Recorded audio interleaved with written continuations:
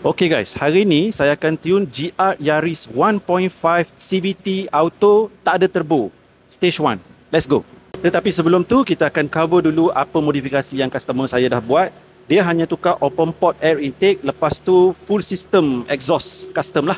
Okay, so exhaust dia ni memang setup perang punya lah. Jom kita power run.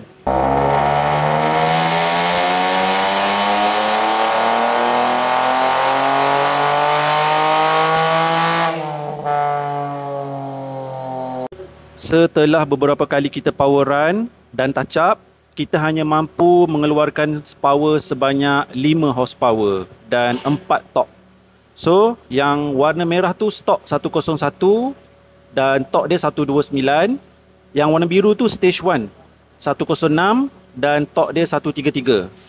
So, dari segi tuning korang nampak power tu mungkin tak banyak, tapi untuk kereta NA, this is consider very good. So kepada korang kat luar sana yang ingin mendapatkan perkhidmatan tuning daripada H Performance, boleh pergi di profile saya, tekan link itu dan direct contact saya. See you.